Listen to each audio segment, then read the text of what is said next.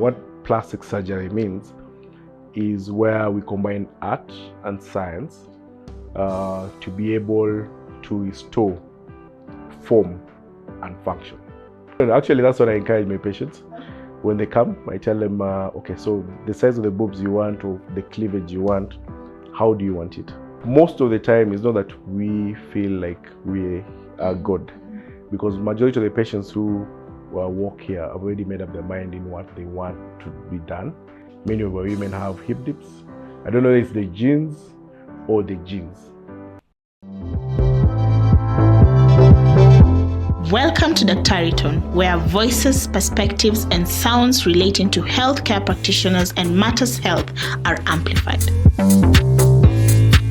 This is a podcast by Daktari Online, created for healthcare professionals across Kenya. Each episode brings you honest conversations, expert insights, and real-life stories from the front lines of care.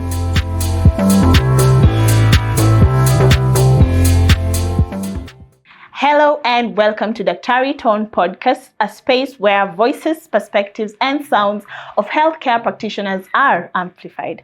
I'm your host, Rian Hilary Kerubo, and today we're going to dwell into a conversation that I've been looking forward to. My guest is Dr. Were Andrew, a board-certified plastic surgeon at Refine Plastic Surgery. And I'm going to give him a chance to introduce himself. Then we can now get into the juicy parts of plastic surgery and also a little more about himself. So welcome, Daktari, and thank you so much for giving us this opportunity to host you today. Thank you so much for having me. My name is Dr. Were Andrew. I'm a board-certified plastic surgeon working here at Refine Plastic and Aesthetic Surgery Center on Gongo, Nairobi. I'm also a past president for Kenya Medical Association, and I've served in different boards and council, including the defunct NHIF and the Kenya Medical Practitioner and Dentist Council. I'm also a founding member of the Kenya Medical Practitioners and Dentists Union, which is a leading union in this country. Yeah. That's quite a handful and many caps that you're wearing, KMA, KMPDU. And yes, you've mentioned that you did serve as a president, but I didn't really know that this is given. I've seen it and was like, so you get trophies for service. Yeah. Can you tell us a little bit about you being the president at KMA? Good. So I was a president in KMA, I think the year 2019 to 2022, if I'm right. I did my 2-year term.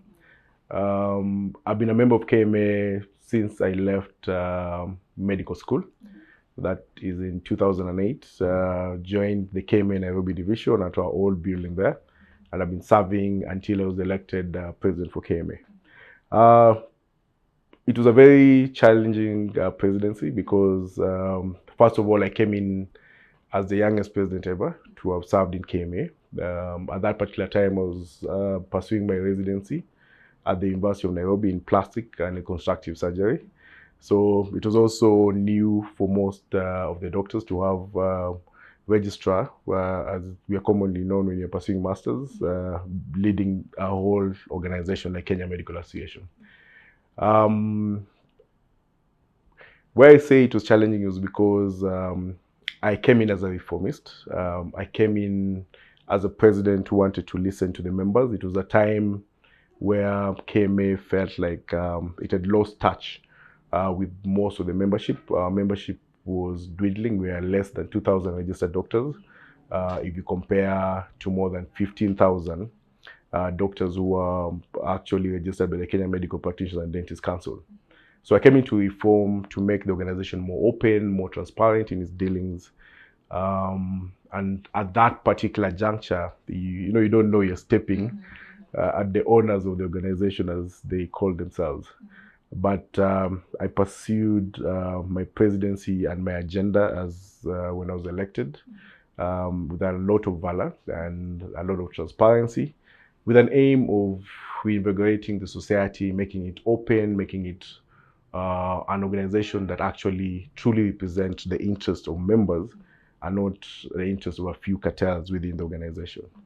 I succeeded 70%, 30% of the cartels fought back, but it's one of my leadership defining moments because I learned a lot in terms of when you look at society, you expect doctors to be at the pinnacle in terms of ethics and practice. But then I came to discover that we are just a mirror of the same people, whether it's from the person in the village all the way to medics. That was surprising to me because I expected that having passed through medical school, learned about ethics, having patients trust us as people who advocate for quality of healthcare for them, then we'll have a higher moral ground in terms of how we deal with issues. But I was surprised that was not the case. Okay. And that's the time I decided to You've exit. touched on very, primary content within your explanation. And I'm going to mention a few that I would want to talk about further. That is leadership, you being a doctor, of course, and getting those two together has also been something like we look in the side, like being a doctor and a leader, and bringing even leadership in medic space, and then also ethics. Because that thought of you thinking this is how it should be, the first perception, and then you come and find out like, oh. But then how did you handle that?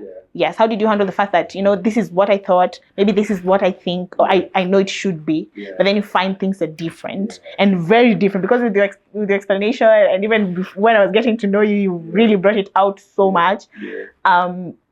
It's something that really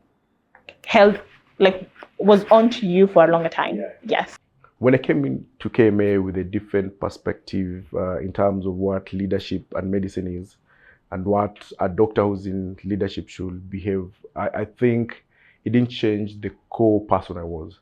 Having served before at the regulatory body, having served at the Doctors Union, I carried lessons in me, which is always pursuing excellence, always trying to do better and leave it for the rest of the members. It's a democracy, so people have to decide whether they want to take the straight path or they want to take the path that is not well trodden. So for me, what I did, we reviewed the strategic plan for the organization. I was able to push through some of the reforms at the KMA so that it can be more open as a society representing doctors, and where the voices of everyone, from the senior colleagues who are doctors to the younger ones, could be listened to, which will ultimately contribute. And I'm proud that what we did has really injected young blood into KMA. And the reforms are yet to be seen because maybe the old guard is still holding to the straws. But the only thing that will differentiate us is time, because the time will come. And if you look at the advocacy moment with the Gen Z generation, where people will be held to be account. So we hope in future to see a more accountable, a more ethical, and a more progressive kind of leadership that actually addresses the many challenges that we face as doctors in Kenya. Okay, interesting, and also it tells more about yourself and facing head-on challenges and not letting them break you by the knees. And now you being a board, because you really emphasized on that, a board certified plastic surgeon. Before I get back to the plastic surgeon, the board part, which board is this that has certified Dr. Were to be a plastic surgeon? Even before I get there, I think there's a point I want to emphasize. Most of the time when I was in KMA as a resident, most people didn't know. So they used to see me on TV talking about issues affecting doctors and quality of healthcare. But most people didn't know that I was actually pursuing a master's in plastic surgery, which you pursue for 5 years. I think when I was in KMA, I was in my 4th year. I left when I was in my 5th year, graduated. Then you get registered by the Kenya Medical Practitioners and Dentists Board. So that's a board that certifies all doctors in Kenya to practice medicine. And becoming a board certified plastic surgeon means that you have actually finished the 5 years of training as a plastic surgeon, and then you have also undergone 2 years of mentorship, if I put it like that, and a senior plastic surgeon, where now they've actually recommended you to the medical council or board, which now says now you are certified to practice the skill and the art of plastic surgery. So that's what board certified plastic surgeon means. And that means that the government has given you the license to actually practice your trade and your profession, and you are rendered safe for the patients to actually come and get the services from you. And just from talking to you, I'm going to add a new question for every other guest after you. Because you've just mentioned that you've studied 5 years masters, and still there's another years that you haven't told us of degrees and certificates and diplomas and all that. So my question to you is, how many years did you take to really now, study to be a doctor? So to be a general practitioner, you take 5 years. Our time right now is 6 years program. And these are 5 years, January to December. They're not 5 semester years, mark you. And then you go for internship for 1 year. Then after that, you are certified by the board to be a medical officer or general practitioner. After that, you work for 2-3 years. In my case, I'd worked for around 8 years. Before now, I went back for my master's degree, where I did another 5 calendar years with 2 years of supervision. Before now, you become a board certified plastic surgeon. So if you look, before I started practicing as a plastic surgeon, it's been 13 years before you now are rendered safe to actually operate on patients. That patience. Ooh, okay. And that's why when you come to us and we give you a fee note, let's say this guy deserves it. 13 years. Oof. Okay, and of course the 13 years is not as smooth running, and we'll still get to that, because of course there's a part where I would also want to understand how you handle pressures, work-life balance, and burnouts, the pressure, the point where now you're even putting patients before yourself and even family, all that.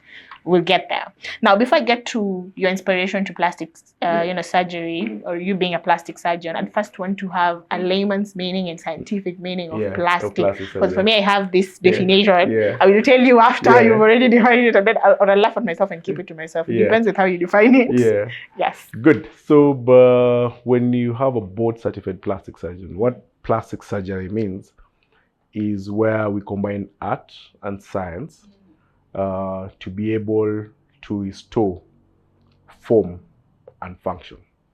So, for example, I've had an accident. I got a cut on my face, or I've lost part of my limb. Let's say I was using a sharp cutter. So a plastic surgeon will come and reconstruct and put the wound together to, as much as possible, take you to the full form you are before. That's plastic surgery. And there's the arm of plastic surgery that deals now with cosmetic surgery, which is still restoring form. Most of the time, for example, if you're a mother, you find you have gone through pregnancy, you've had 2 or 3 kids, you go to the gym like for a year or 2, the tummy is not going back because maybe of age, the breastfeeding and gravity, your boobs are sagging. Now that's where I come in as a plastic surgeon. I'm able now to restore the form for your breast to be pre the pregnancy or pre you carrying the pregnancy, and also tuck you in to give you that snatched body. Other than that, we also do, when let's say age is catching up, we do the wellness and regenerative medicine, where we're able to address the wrinkles in your face, when you have marionette lines, when you have the laugh lines there, we're able to restore that. So plastic surgery encompasses both reconstructive and also the aesthetic or cosmetic bit, where we're able to restore form and function and take you to your younger self how you want it to be. And the term plastic, if I say it even to a 5-year-old, plastic, it comes to this material, plastic. No, what people don't know, plastic is from the Latin word plasticos. Latino Greek word meaning plasticos, which plasticos means to restore, plastic surgery. So that's where the work comes. But now if you directly translate it, you might think it's the plastic bottle. Yes, because actually, I'm gonna. You already think. You already know how my thought process. But if you compare, how is the plastic or a glass bottle made? It's molded to a certain form. Yes. So we also mold components are brought together to bring that final form where you get the plastic bottle, the plastic paper bag. It's all molded together. So that's what the work of a plastic surgeon is: to mold and get that form and get that snatch or silhouette look that you want to have. Okay, and so Daktari, what inspired you towards plastic surgery? Yes. So I've thought about it because I've had this question many times. As a young person, of course, I was born in a family of medics. My mom was a nurse. My dad is a pharmacist. So I grew up around seeing drugs and stuff. So I think from the moment I used to be the one to be sent as a middle child to be sent to bring those drugs. Of course, I was a bit sickly. I grew up in a very cold place with a lot of allergies. So every time I used to go get my drug, I've been sent, then I'm given. But then as I grew up, I realized from primary level, university level to secondary level, I like doing many things. I like doing sports. I like doing leadership. I was in leadership all the way from high school and even university level. So I was like in university, I was in soccer. I was a soccer school captain for medical school. I was the president for medical students there. So I found I like doing many things. So I wanted to have a profession that will allow me to actually explore that, because I realized if you give me one thing, like let's say delivering babies just every day, then I'll get really bored about it. So when the chance to do plastics came on my table, I looked at it and saw that for plastic is a lifelong learning experience. You become better as you go. Like wine, it ages with time. And then you really need to put different ingredients and different ways of doing things. For example, there's whiskey, there's gin, there's wine, and all that needs you to have expansive knowledge and expansive skills to put that together. So I realized that I had this thing of trying to do many things, and plastic really fit me well. And of course, as I grew up, I love beautiful things. I love beauty. When you look around, and I saw I can be part of this journey to restore the confidence and the look of most of the people, because we're in an age of social media where everyone keeps looking at themselves. You look at yourself in the mirror and stuff, and when you don't feel comfortable, then you can be able to restore that. So my love for beauty also drove me further to put all these things together and become a plastic surgeon. Okay. Now, earlier you mentioned two interesting things. One, I'm going to put it out there. You already drove me as your customer in future. When I become a mom, I'll be looking forward to getting all that fat down. And then now the second thing, you also mentioned that plastic surgery is part science and part artistry. Now, how does your work blend with medicine, science, and artistry? Yeah. First of all, I'm a scientist. I'm a medical doctor, qualified with all those years of study. So when I approach and treat a patient, I have to put all that in perspective. The physiology of the patient, the anatomy of the patient, what is the disease or pathology, and address that. And then the art bit is where now you bring in like the excellence bit of medicine. It's like, yes, there's a wound. I can be able to just put a suture or repair it in any way I want. But then the art bit of it is, can I place it as perfectly as possible and restore it almost the same way it was when we came to this world? So that's the art bit of it, where the artistic nature now has to come in. You know, when we are younger, in the 844 system, when we are learning about home science, you know, the knitting that you'll come and put it. When you're in high school, there's this, it was drawing and design, I think, and power mechanics, something like that, where we used to draw a lot. So now the art bit of that is what now we are implementing in plastic surgery, where we are not just, let's say, for example, you have a cancer of the breast and you've got a mastectomy. We need to reconstruct that breast to be the same, almost like what you're born with. Yeah, so there's a lot of drawing. If you look at my videos on social media, you'll find I draw a lot with a marker. I have a tape measure. I would never have known this till today. There have to be equilibrium between the two breasts. If I'm doing, let's say, an augmentation of the legs have to be the same size. So that is where the art comes in. If you don't have an artistic eye, then your results as a plastic surgeon will be very wobbly. If I was to use your own example, now let's say in my case, for example, let me use myself as an example. I got a mastectomy. Now, let's say one breast, I have the other breast. That entirely means that you don't have the picture of how I used to be. But then you can use the other half to now like get to draw and bring it. Yeah, we actually, what we do, we look at, let's say it was not a double mastectomy, you only had one side. We look at the other breast. We look at the tissues within your body, or if you're going to use silicone implants to construct, we create the same mound. To a level, we also give you a new nipple. Of course, it's not as functional as the other.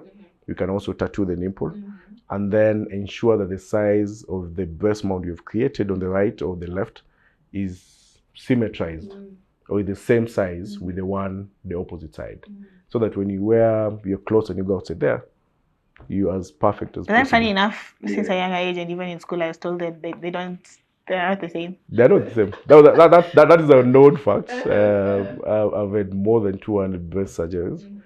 I haven't seen one that is perfectly the same. Okay, so now you draw on paper to get the whole, you're picturing it the way it is, not only the breast, this what you're working on, right?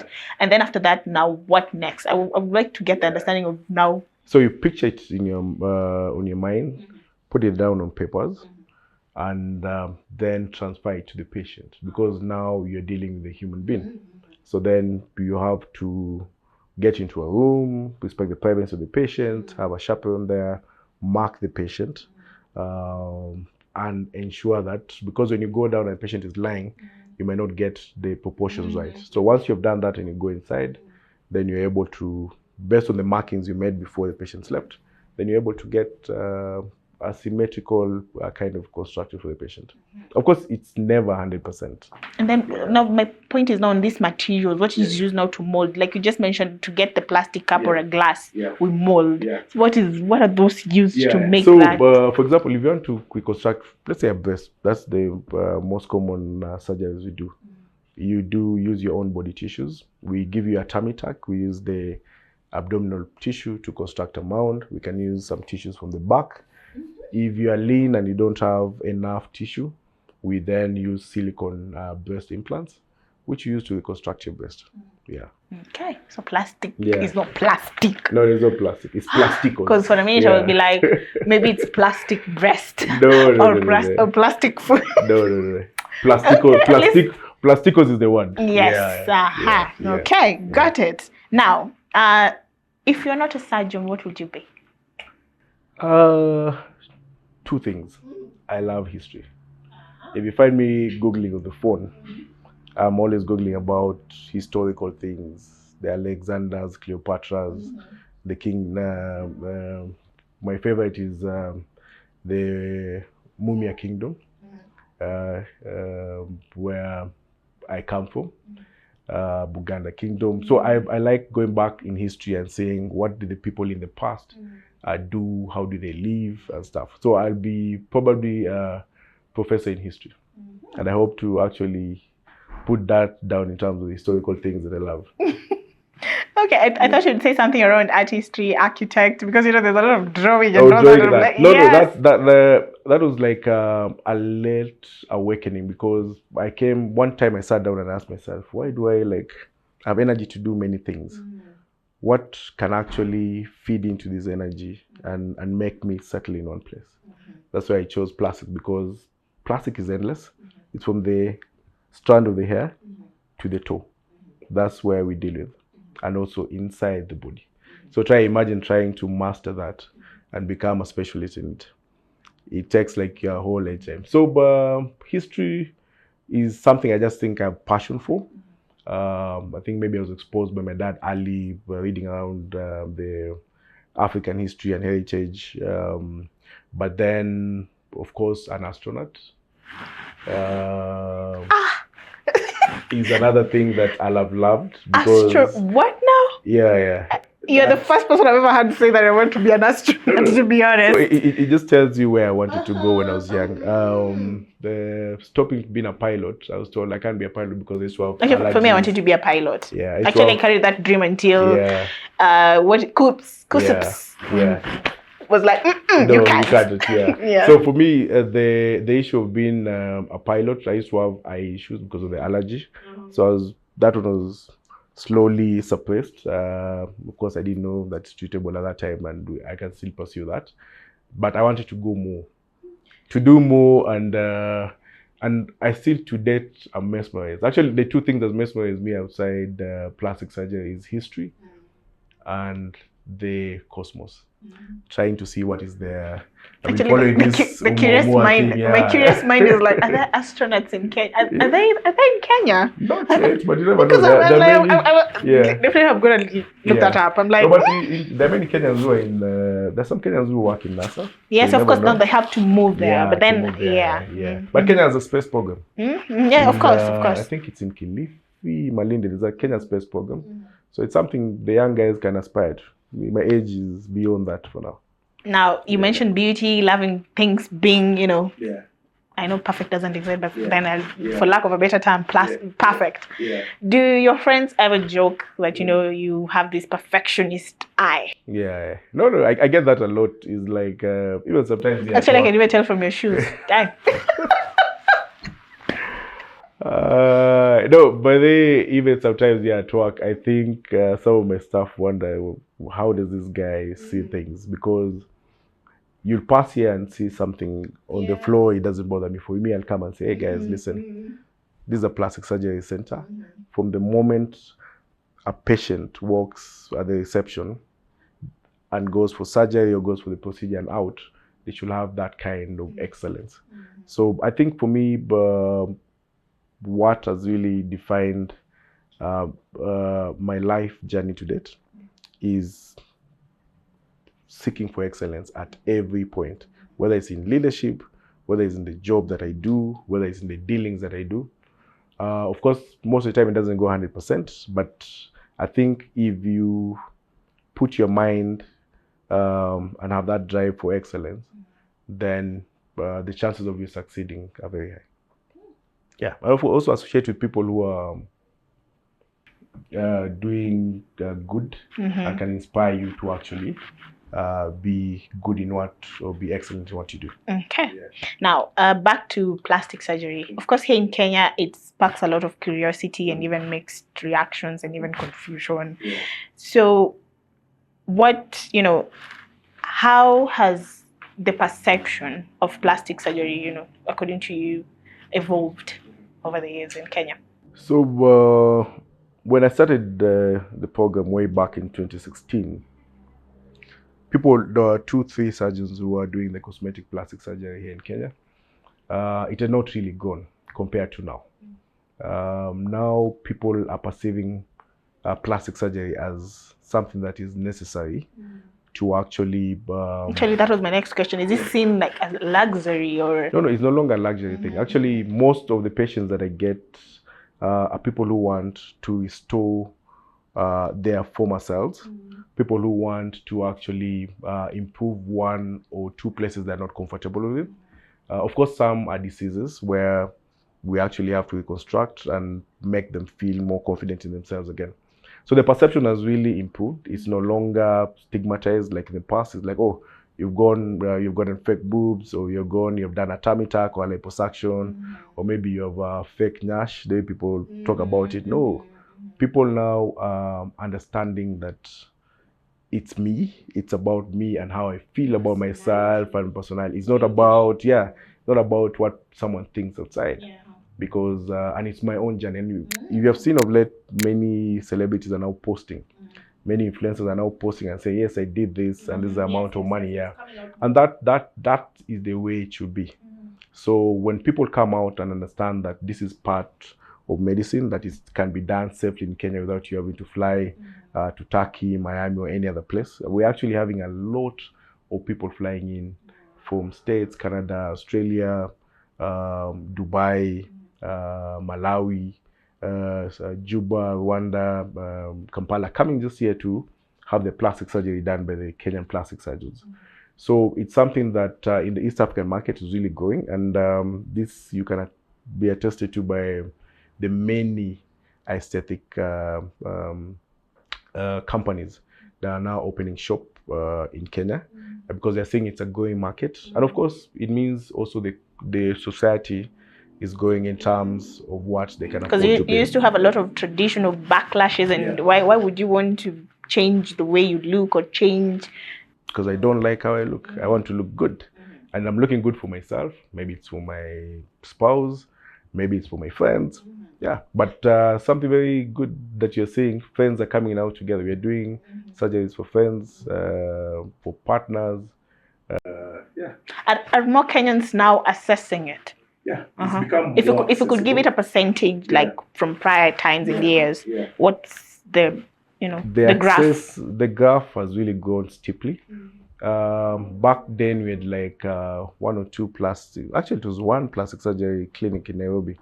Right now we're talking around 12 in a span of 10 years, and more are actually opening. I think there's even a new one that's going to open along Gongod.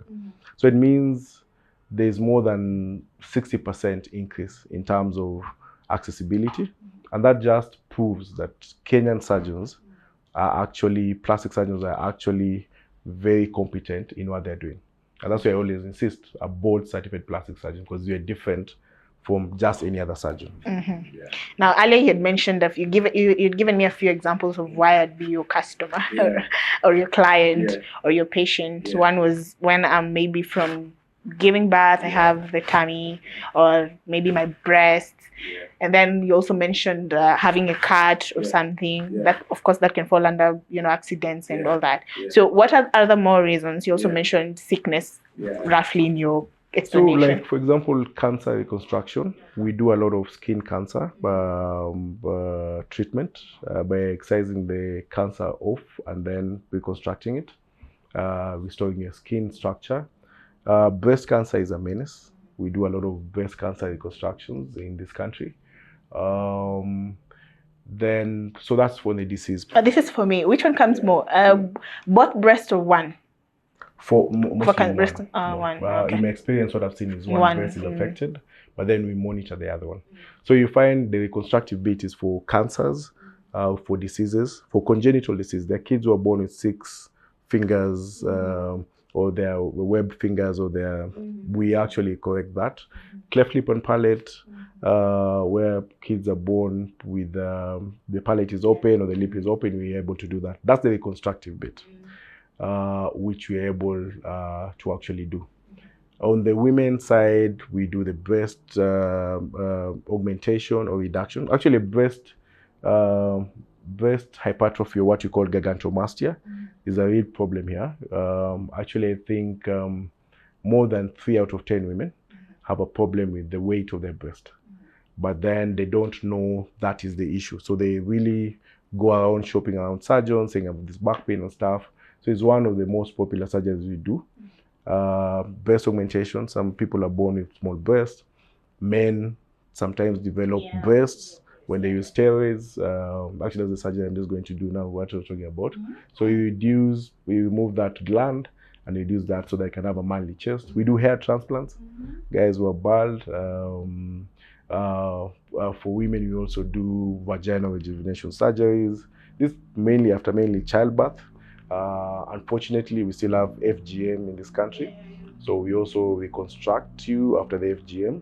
To give you back the form that you have. Now that even leads me to get even what really is cut during FGM? So there are different types of FGMs.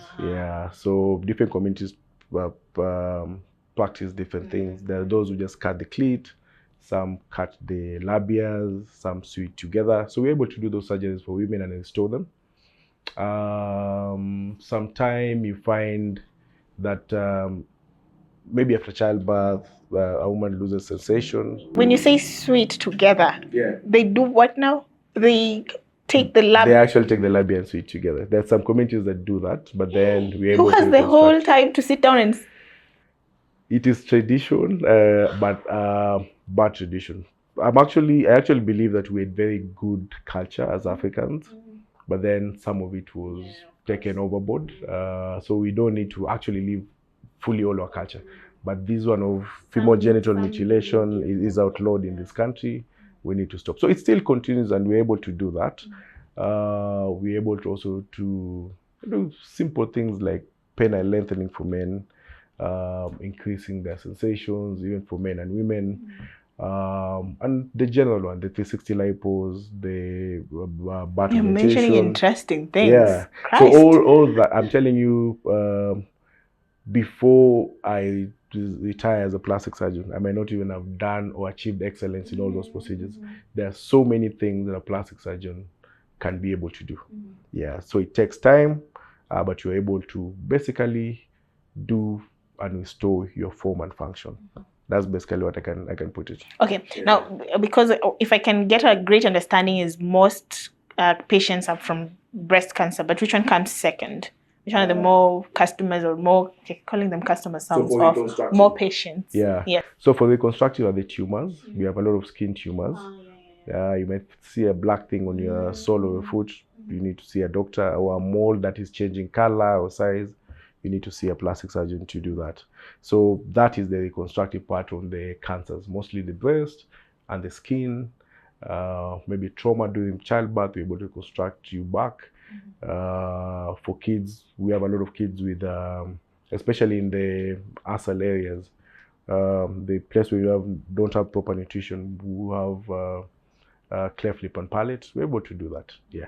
But in terms of the aesthetics, which I think here we do 80% of our work here. No, that was my next question. Okay, you're doing okay. Yeah, we do mostly 360 liposuction. It's very popular for fat transfer to the hip dips. I still want to do a study to establish why many of our women have hip dips. I don't know if it's the genes or the genes. Sorry. So it might be genetic. Yeah. Or might be because we used to wear, those tight jeans. Maybe the jean was not meant for us as Africans initially, as the ladies, yeah? So when you wear it, then it's able to, before the straight jeans came. Yes. Yeah, but that's just a theory. We're trying to also put the together. Genes, the GEN and the genes, JEN. Yeah, because we're trying to establish why most women develop that. Yeah, the hip dips, yeah. So we do 360 liposuction, the hip dip is very common. But sometimes it's like, okay, I'm talking for myself because I've seen it with myself. I see that sometimes it comes and it goes. Yeah. When you gain more fat, it comes. When you lose, then it becomes slimmer, then it disappears. BBL, what here we do is called superficial gluteal augmentation. Basically adding fat to the butt area in a safe manner. Is also very popular. Then the next ones are tummy tucks. We also do breast surgeries where we do breast augmentation with implants. Breast reduction, I tell you, many women actually suffer from that. We do a lot of breast reduction. I don't think I'll forget to ask this, but let me just ask now. So when you do these reconstructions and the aesthetics, the cosmetics, all the names in there, is there a chance that, they can reverse, or they just... Or okay, also as a patient, are there things that are required of me so that I can maintain it? Yeah. Definitely, there's the post-care plan we normally prove. We have a very robust post-care center here. I think we are one of the pioneers of that particular service, where we want you after surgery to actually now do the massages, wear a compression garment, do exercises in the gym, diet. We have a nutritionist who will take you so that you can maintain. There's no need of you spending almost $5,000, $10,000. Then the following day, I see you coming up the stairs, eating chips and burgers again, which will give us a chance. I'd be happy to take you back to theater, but the more you go to theater, the more dangerous it becomes to you. So we provide that. That's so good for you to say. The more you go to theater, the more it becomes dangerous for you. Yeah. When it comes to even ethics, I don't think many doctors would have said that out loud. No. You see, the risk increases because, for example, if I do liposuction on you, the first liposuction is smooth as it can be. The second liposuction, you have a lot of fibrotic tissue. So it increases your chance of getting an injury. The third one might get you injured. So that's why it's not just the surgery. What is more important in terms of ensuring those results stick is the post or the aftercare. Yeah. Okay. Now, have you ever had a patient come in with like a celebrity's photo and be like, I want to look like this, Daktari, please. When I get off from there, I want to be looking something close to this. Yeah. No. Actually, that's what I encourage my patients. When they come, I tell them, okay, so the size of the boobs you want or the cleavage you want, how do you want it? Wow. Because the markings differ depending on what you want. So then you come with a picture. And what if it's something absurd, something that maybe it's not do okay, talking with someone who can. No, we'll cancel. We'll cancel you and tell you that okay, this one is not doable. If it's doable, then you have to do A, B, C, D to reach there. It will take multiple surgeries to go there, because you normally see the final product of a celebrity outside there, but you don't know the journey they have passed through. Whether it has taken a year, whether it has taken more than 10 years to achieve that. So we'll cancel you, but most of the time I encourage my patient, come with the picture you want. So you meaning that has happened? Many times. Yeah. If you look at my photos, you might think maybe I'm a power or something like that, but I have a lot of pictures. For ladies, what celebrity mostly do they present to you? I don't know. The celebrity that Oh, no particular one, because nowadays there are so many influencers and all that. Yeah, so they'll tell you how to look like this is a particular lady in Instagram. So then we're able to actually produce that. Of course, there are those who have overdone it even in our market. And normally we'll advise you and tell you, okay, listen, once we do this, reversing this is almost impossible. So I'll carve you, or I'll do the surgery and ensure that you actually fit the proportions of the boobs, the calves, your legs, the butt fit you so that you look well sculpted. So we don't like exaggerating, giving you, for example, 600, 800 cc of silicone implants for maybe the butt or the boobs. You look weird. And people, yeah. Other than just dwelling from the positive sides of you, even having your friends asking you if you are a perfectionist. When you keep on talking to me, I'm also thinking of this, because these are thoughts that even Africans will have. Yeah. That what makes you think you're God? What makes you think? Yes, like of course you've met people who say that, because why would you want to now reconstruct my whole? Especially in the moment when I'm thinking that I'm not even sick, or I didn't have a reason to be there. So most of the time it's not that we feel like we are God, because majority of the patients who walk here have already made up their mind in what they want to be done. Of course, I'm a creature created by God. I won't have gotten the skills and the knowledge I have if I wasn't blessed to have them. So we actually restore them to where they want to be, or create something where they want to go or look like, without overdoing it.